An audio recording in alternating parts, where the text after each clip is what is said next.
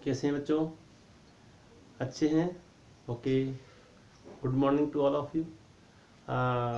दोस्तों, कल हमने जो पढ़ा था उसमें कुछ टेक्निकल फॉल्ट हुआ था और टेक्निकल फॉल्ट के कारण आपको जो लास्ट में जो क्लास मिली थी, जो मैंने पोस्ट भेजी थी उसमें कुछ कट हो गया। वो मतलब पूरा पता नहीं क्या हुआ उसमें कि वो आपको पोस्ट सही नहीं मिल पाई और वो लास्ट का जो पार्ट था वो आपको पूरा नहीं मिल पाया।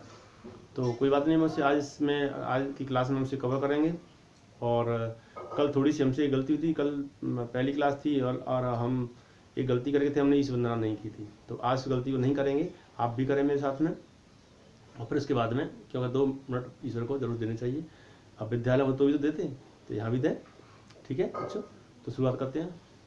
ओम भूर्भुवस्वः तत्सवितुर्वरेण्यं भर्गो देवस्य धीमहि धियो यो नः प्रचोदयात्। ओम भूर्भुवस्वः तत्सवितुर्वरेण्यं भर्गो देवस्य धीमहि धियो यो नः प्रचोदयात्। ओम त्वमेव माता च पिता त्वमेव बन्धो च सखा त्वमेव विद्याद्रविणं त्वमेव सर्वं मम देव। असतो मा सद्गमय तमसो मा ज्योतिर्गमय मृत्युर्मा अमृतं गमय। ओम विश्वान् देव सवितुर्दुतान् प्रासव यद्वदं तन्न आसव। और एक सबके लिए मंगल कामना। सर्वे भवन्तु सुखिनः, सर्वे सन्तु निरामया, सर्वे भद्राणि पश्यन्तु मां कश्चित् दुःख भाग् भवेत्। इसी मंगल कामना के साथ आज की क्लास हम प्रारंभ करते हैं। तो दोस्तों बच्चों कल हमने रस के बारे में समझा था और रस किसे कहते हैं, रस क्या है, तो उसकी थोड़ी समरी में 2 मिनट में करता हूँ आपके लिए।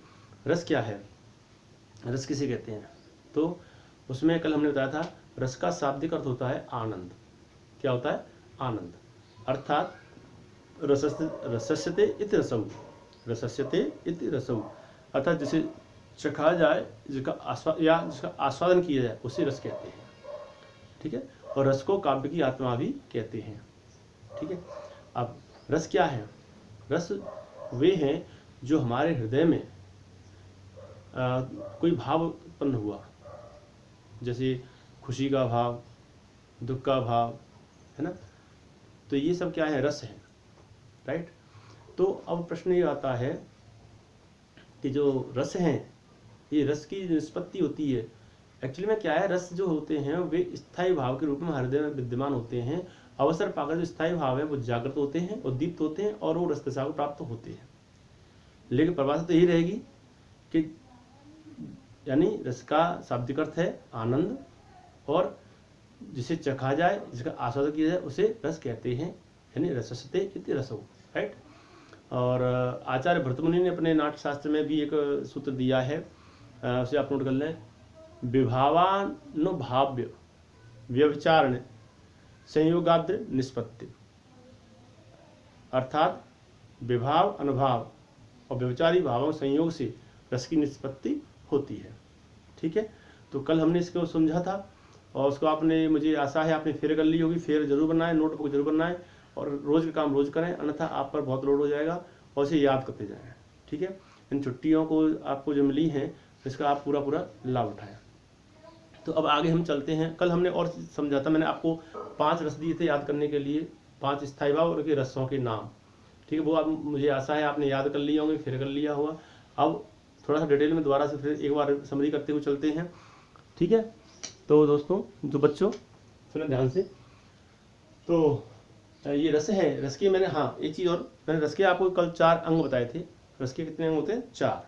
पहला कौन सा? स्थायी भाव, दूसरा है विभाव, तीसरा अनुभाव और अगला है संचारी भाव या व्यभिचारी। स्थायी भाव, विभाव, अनुभाव और संचारी भाव, ये 4 होते हैं। ठीक है, तो हम जो ये काव्य सौंदर्य तत्व हैं, ये किस में आते हैं? इंटर क्लास में काव्य सौंदर्य तत्व में आते हैं। ये साइंस में भी है और आर्ट्स में भी है, कॉमर्स वालों के लिए भी है। वैसे आप इसे 9th क्लास से पढ़ रहे हो, 9th में भी पढ़ा होगा आपने, 10th में पढ़ा होगा, 11th में पढ़ा होगा और 12th में भी आप इसे पढ़ोगे तो और अच्छे से पढ़ोगे। ठीक है, थोड़ी मेहनत करें और पढ़ाएं इस परिश्रम को और इसे याद करें। राइट।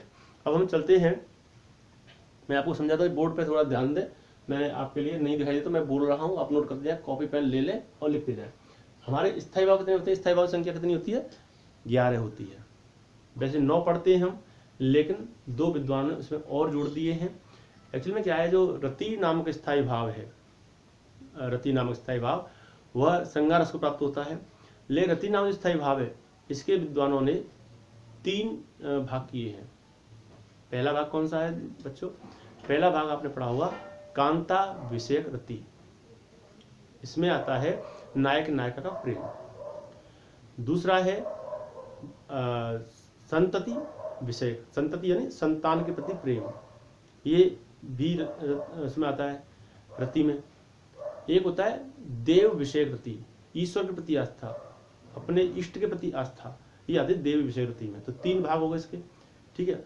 और यहाँ मैं आपको पहला बताना चाहूँगा, तो ये रति जो बताऊंगा मैं, रति नाम स्थायी भाव पहला है, ठीक है। इसका डिटेल में बाद में बात करेंगे।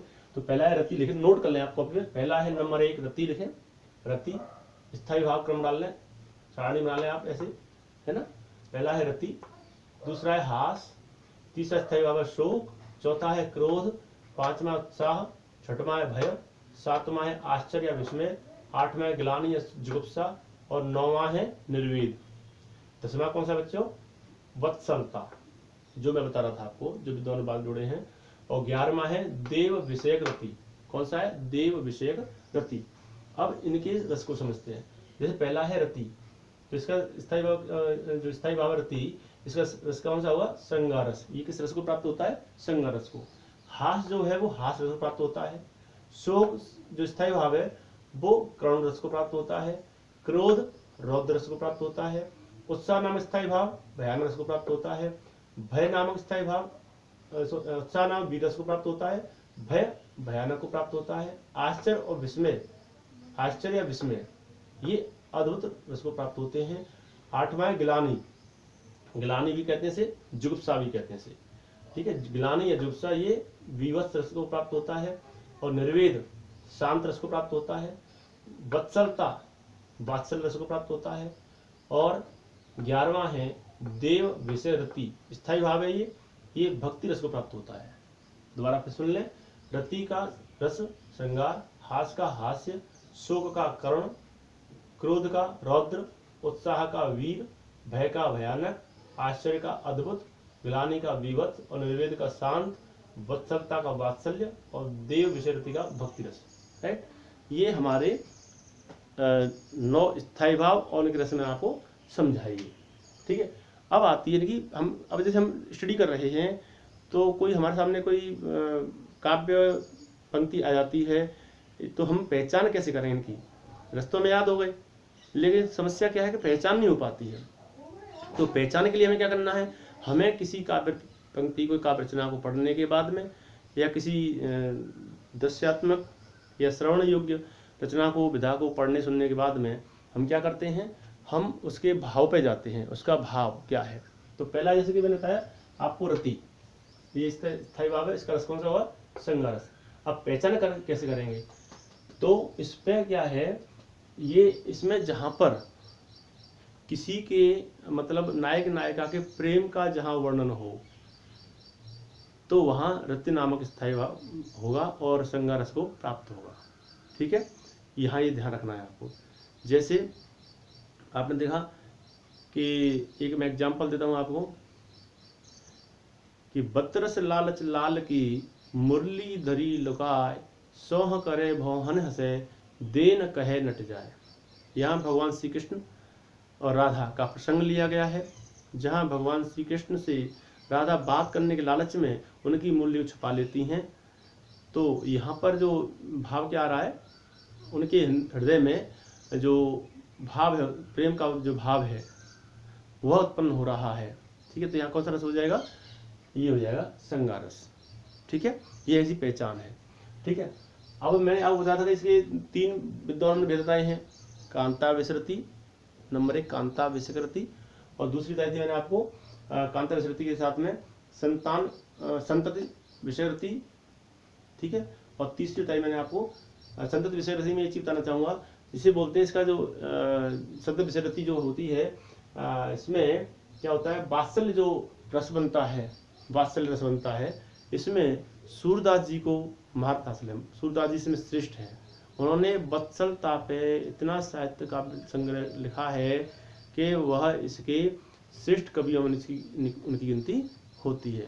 कहते हैं वात्सल्य का, इसमें सामान्य ज्ञान प्रश्न भी आता है कि वात्सल्य रस का कोना कोना झांकने वाले कवि का नाम क्या है।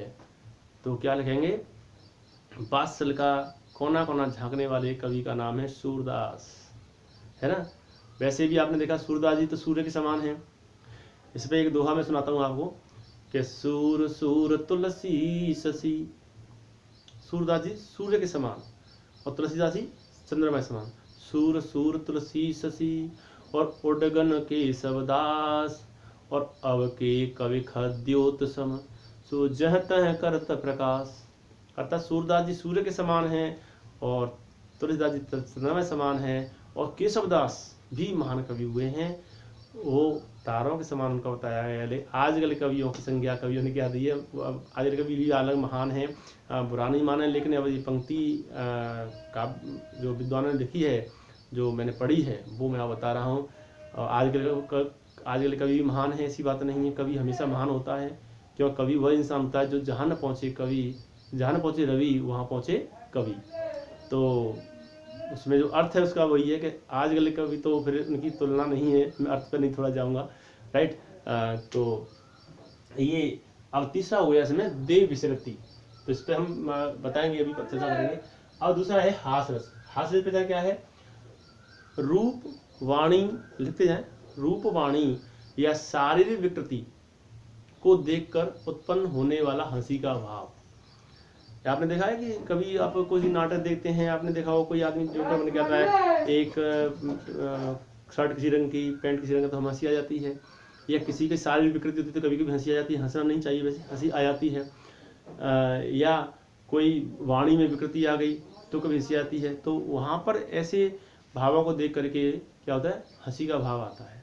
किसका भाव आता है, हंसी का भाव आता है। तो वहाँ क्या होती है, वहाँ हास्य रस बनेगा। कौन सा रस बनेगा, हास्य रस। तीसरा है शोक। शोक का स्थायी भाव शोक है, और रस कौन सा हुआ, कर्ण। ये क्या होता है, अपने किसी इष्टजन यानी अपने प्रिय का कोई नुकसान हो जाए, कोई हानि हो जाए, या अपनी किसी वस्तु का नाश की हानि हो जाए तो हमें खेद होता है, दुख होता है ना। तो वहाँ कौन सा रस होगा, शोक होगा। जैसे अभिमन्यु जाते हैं युद्ध में, और अभिमन्यु जाते हैं तो वहाँ क्या होता है, आप बताइए, उनकी मृत्यु हो जाती है। तो उसे सुनकर के माता पिता क्या हुआ, शोक हुआ। उनकी पत्नी में क्या हुआ, शोक हुआ। तो जब शोक हुआ तो कौन सा रस बना, करुण रस। कौन सा बना, करुण रस। तो ये पहचान है जहाँ पर शोक हो। थोड़ा ही बाहर से आवाज़ आ रही है, इस पर ध्यान न दें, राइट, क्योंकि ये थोड़ा सा सॉरी इसके लिए। तो करुण रस हो गया, इसकी पहचान हो गई आपको। यानी जो नाश हो, जो मन में पीड़ा होती है, उससे उत्पन्न जो व्याकुलता है, उससे उत्पन्न जो भाव है, वो कौन सा है, करुण रस होता है। अगला है क्रोध। क्रोध का क्या है, रौद्र रस।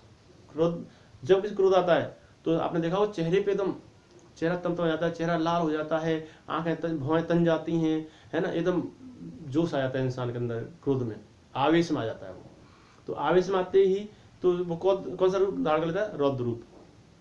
और रौद्र रूप हनुमान जी ने धारण किया था, पता है कब, जब लंका दहन किया था, है ना। बालदी विशाल, अब उस पर नहीं, वहाँ पर किताब में लिखा हुआ है 11th में, आप पढ़ने से। तो ये आपका क्रोध हो गया, रौद्रस। यानी इसमें क्या है, कोई अमानवीय अपराध हो जाए, पहचान क्या है, कोई अमानवीय अपराध का वर्णन हो, या किसी अपमान का वर्णन हो, किसी का अपमान हो जाए, तो कौन सा क्या भाव आता है, क्रोध का भाव आता है।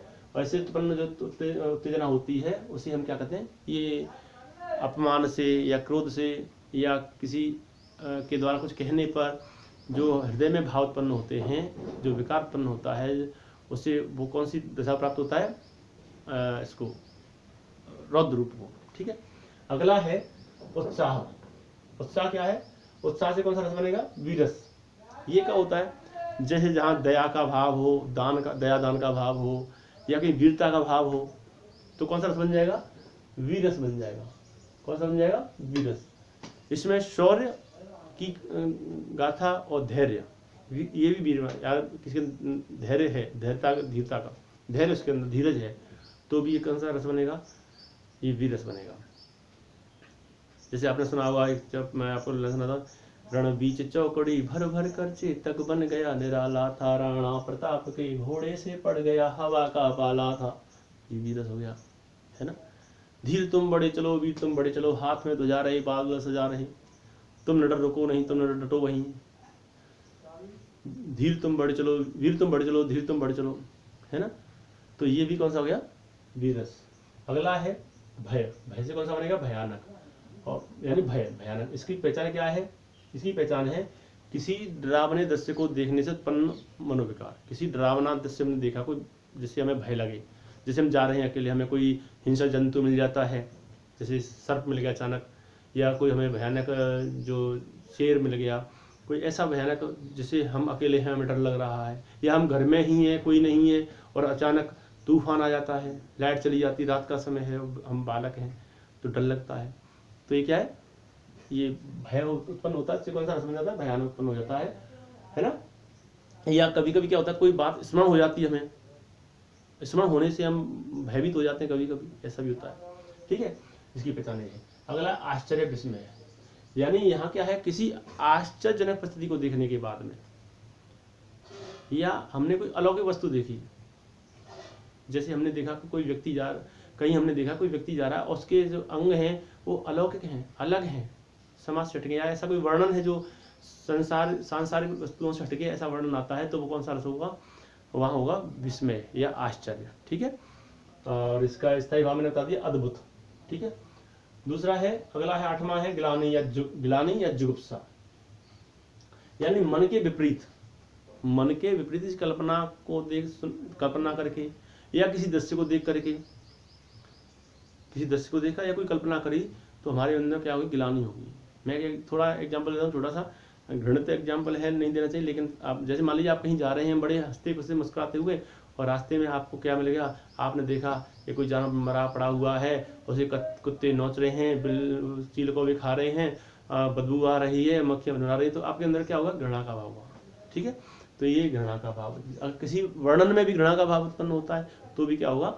ये रस बनेगा। कौन सा? अद्भुत, सॉरी ग्लानि यानी जुगुप्सा, जिसका रस क्या होगा? बीभत्स। अगला है निर्वेद। निर्वेद का क्या है? शांत।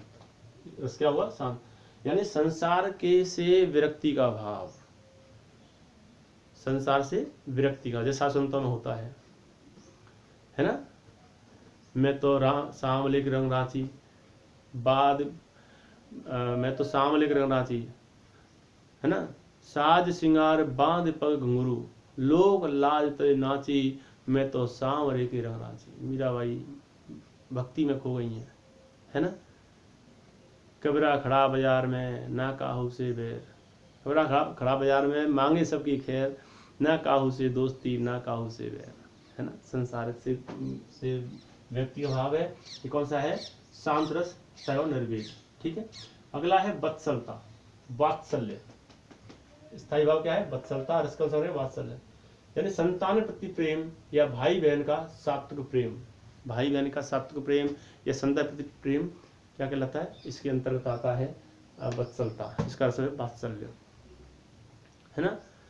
तो जैसे यशोदा हरे पालने झुलावे, है ना। तो ये आप ध्यान रखें, थोड़ा वीडियो लंबा हो जाएगा इसलिए शॉर्ट में चल रहा हूँ, और ये पोस्ट लंबी हो जाएगी। अगला है देव विसृति, भक्ति रस, यानी ईश्वर के प्रति प्रेम या आस्था का भाव, ईश्वर के प्रति प्रेम या आस्था का भाव, यह क्या कहलाता है? देव विसृति, भगवान के प्रति भक्ति का भाव, ठीक है। तो ये आपके 11 रस हो गए। भगवान प्रति भक्ति में एग्जाम्पल आप कोई भी नोट कर सकते हैं, सूरदास जी के हैं, है ना, कबीरदास जी के, मीराबाई के हैं, ऐसे कोई भी एग्जाम्पल आप सेट कर सकते हैं। मैं बताऊंगा अगली बार, थोड़ा समय वीडियो में लंबा हो जाएगा इस पोस्ट में, चलिए ठीक है आज की क्लास में। तो अगला है आपको बताता हूँ। अब ये चीज़ें हो गई, आपके रस हो गए। अब इसमें आता है अगला, जो पहला हो गया स्थायी भाव हो गया, रस हो गए। अब आता है विभाव। विभाव क्या है, नोट करें। विभाव अर्थात जो स्थायी भावों को उद्दीप्त करते हैं, अर्थात जगाते हैं, स्थायी भाव को जागृत करे या उद्दीप्त करे, उसे हम बोलते हैं क्या, विभाव। ठीक है, नोट कर लें आप। स्थायी भावों को उद्दीप्त करने वाले कारक, नोट करें, स्थायी भावों को उद्दीप्त करने वाले कारक विभाव कहलाते हैं। स्थायी भावों को उद्दीप्त करने वाले कारक विभाव कहलाते हैं। इसके दो भेद हैं, इसके यानी इसके भी दो भेद हैं। नंबर 1 आलम्बन विभाव, नंबर 2 उद्दीपन विभाव।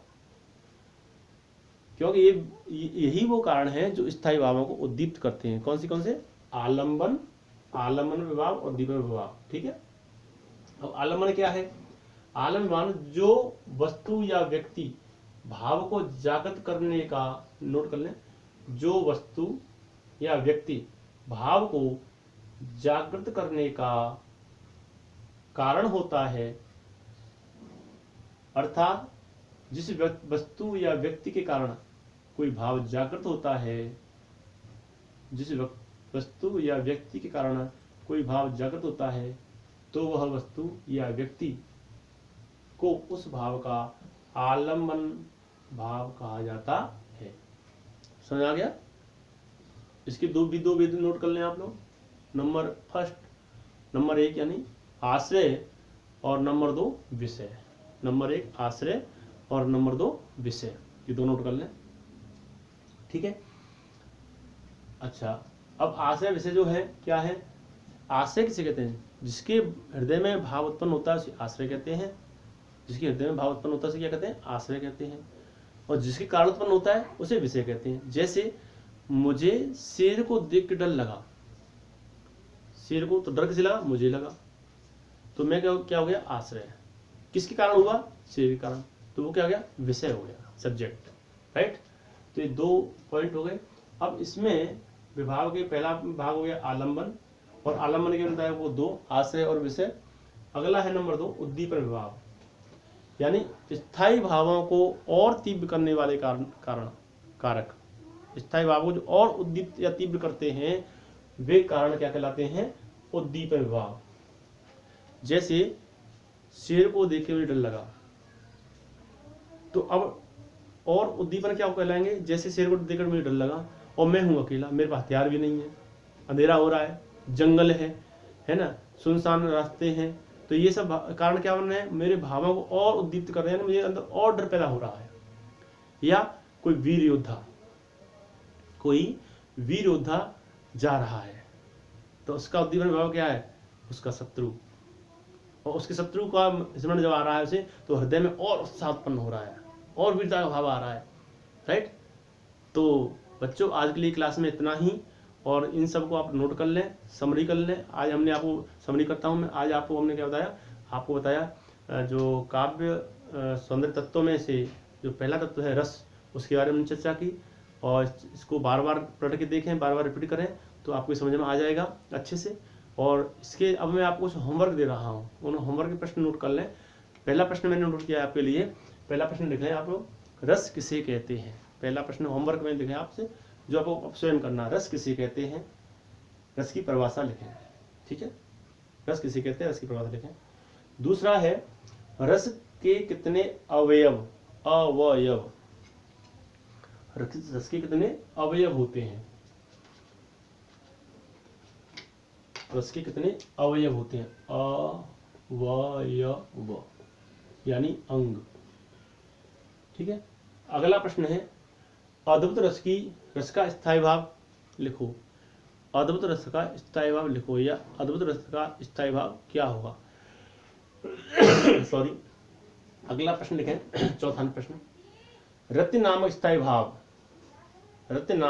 भाव के कितने भेद हैं। रत्य नामक स्थायी भाव के कितने भेद हैं, नोट कर लिया।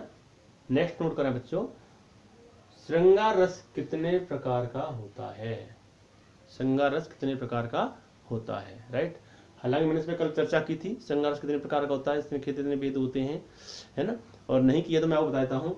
नंबर 1 संयोग श्रृंगार, और नंबर 2 वियोग श्रृंगार। वियोग श्रृंगार, इसे विप्रलंब संग्रावी संग्रावी कहते हैं। विप्रलंब विप्रलंब भी कहते हैं वियोग को, वियोग कह लो या विप्रलंब कह लो, ठीक। संयोग श्रृंगार और वियोग श्रृंगार, ठीक है। तो आज के लिए बच्चों इतना ही। Wish you all the best, और इसे आप इसको फेयर जरूर करें, ठीक है। और सभी बच्चे मन लगा के पढ़ें। Thank you.